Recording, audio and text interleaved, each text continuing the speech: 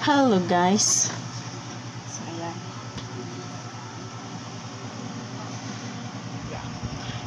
Today ay tonight pala, tonight. Sorry naman.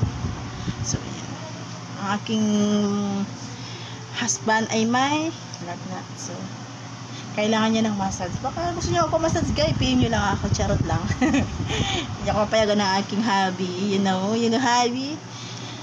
Siya ay masakit ang katawan, yung trangkaso is oso today. So ayan, may gamit kaming ganyan, alam niyo na may iwasan yan. Mga Bix, so ayan, di ba, dalawa pa yan. So ayan, so kailangan natin kasi yung aking sawa ko ay talaga masama ang kanyang pakiramdam.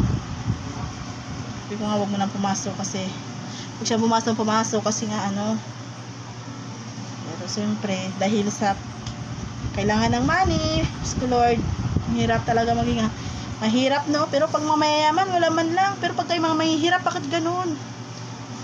Ayan, no? Kailangan massage natin lahat. Alam niyo bang katapos ako ng pag-aaral, ito yung kukunin kong course, charot lang. Mas taga-massage lang. Dapat kasi slow lang. Bakit? Bakit? May bisita akong dumating dito. Bakit?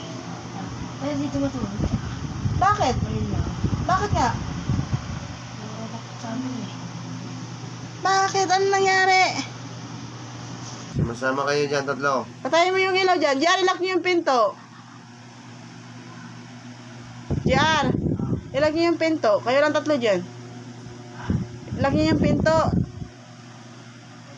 Ilang yung pinto, patayin nyo yung ilaw. Yung sa CR, patayin nyo yung Patayin ilaw. mo sa CR. Maglagay kayo ng blue dyan kasi yung yung semento malamig. Yung floor mat.